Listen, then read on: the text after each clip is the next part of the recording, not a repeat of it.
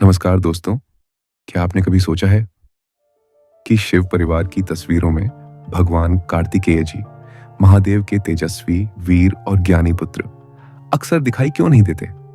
हर मंदिर में गणेश जी की मूर्ति तो होती है, पर कार्तिकेय जी कहाँ हैं? क्यों वे हमेशा अलग या कहें लगभग अदृश्य? अगर यह प्रश्न आपके मन में भी कभी उठा है, तो इस वीडियो को अंत तक जरूर देखें। और अगर आपको हमारे सनातन धर्म की भूली हुई कहानियां, छिपे रहस्य और गौरवशाली इतिहास पसंद है, तो वीडियो को लाइक करें और चैनल को सब्सक्राइब करें, क्योंकि आपकी एक कोशिश हमें प्रेरित करती है इन अनकही कहानियों को फिर से दुनिया तक पहुंचाने में। तो चलिए शुरुआत करते हैं उस क्षण से जब ब्रह्मांड ने देखा ज्ञान और युद्ध का संगम। कार्तिकेय जी शिव और पार्वती के पुत्र, सिर्फ देवता नहीं, देव सेना के सेनापति हैं। उनका जन्म अधर्म के विनाश के लिए हुआ, जब दानव तारकासुर के आतंक से तीनों लोग कांप उठे थे, जिसे ब्रह्मा जी का वरदान प्राप्त था कि उसे सिर्फ शिव पुत्र ही मार सकेगा। और महादेव उस समय तपस्या में लीन थे।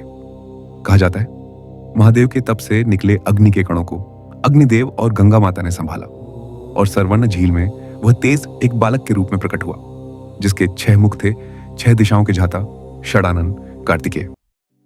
उनका वाहन था मयूर, अहंकार पर विजय का प्रतीक, और उनके हाथों में था वेल, शूरवीर भाला, जो सत्य, शक्ति और विवेक का स्वरूप है।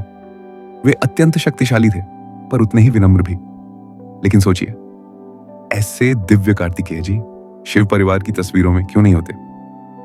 इसका उत्तर छिपा है एक दिव्य कथा में, ज्ञान के फल की कथा। स्वर्गलोक में एक बार देव सभा लगी, जहां ब्रह्मा, विष्णु और इंद्र सहित सभी देवता उपस्थित थे।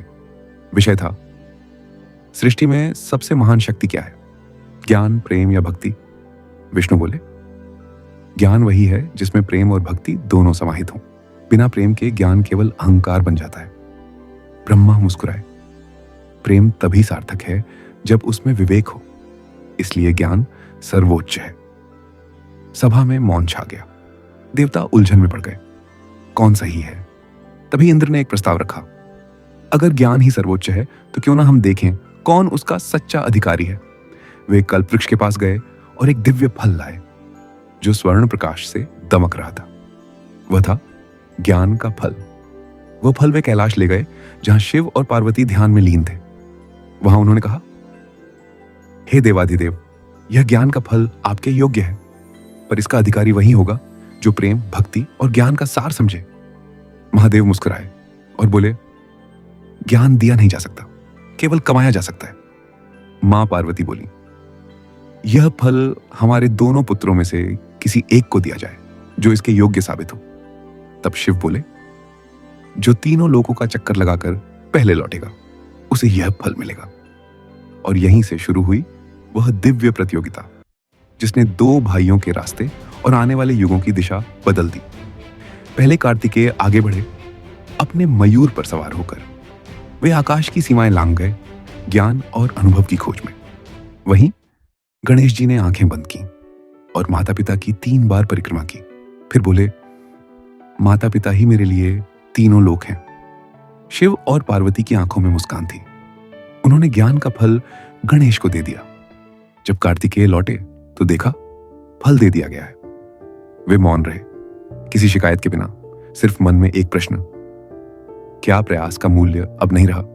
फिर वे बोले, यदि ज्ञान बाहर नहीं भीतर है, तो अब मुझे भीतर ही जाना होगा। उन्होंने अपने आभूषण त्याग दिए और कैलाश छोड़कर दक्षिण चले गए, पलनी पर्वत की ओर। तभी आप देखते हैं कि दक्षिण भारत में आज भी कार्तिकेय जी की पूजा होती है, कई नामों से, जैसे मृगण, सुब्रह्मण्य और स्कंद। बाद में जब देवताओं को फिर सेनापति की आवश्यकता पड़ी, तो इंद्र आए और अपनी पुत्री देवसेना का विवाह कार्तिकेय से किया। बाद में उन्होंने विवाह किया वल्ली से, एक वनवासी कन्या से, जो प्रेम और भक्ति की प्रतीक बनी। देवसेना और वल्ली जीवन के 2 मार्गों का प्रतीक हैं, कर्तव्य और प्रेम। और कार्तिकेय ने दिखाया कि सच्चा ज्ञान वही है जहां दोनों एक साथ हों। अब आप समझ पाएंगे, कार्तिकेय जी अलग नहीं हैं, विरक्त हैं। जहां गणेश जी गृहस्थ जीवन के आरंभ का प्रतीक हैं, वहीं कार्तिकेय जी त्याग और तपस्या के। इसलिए वे शिव परिवार की तस्वीरों में अलग दर्शाए जाते हैं, मौन में लीन, पर्वतों में ध्यानस्थ। तो अगली बार जब आप शिव मंदिर जाए और वो गणेश जी की मूर्ति देखें, तो याद रखिए कार्तिकेय जी भी वही हैं, धर्म की रक्षा में, मौन में लीन।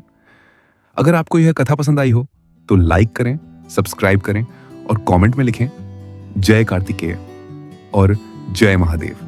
आपका हर समर्थन हमें प्रेरित करता है कि हम सनातन धर्म की अद्भुत कथाएं दुनिया तक पहुंचाते रहें। अगर कहीं कोई त्रुटि रह गई हो तो क्षमा करें। महादेव साक्षी रहें।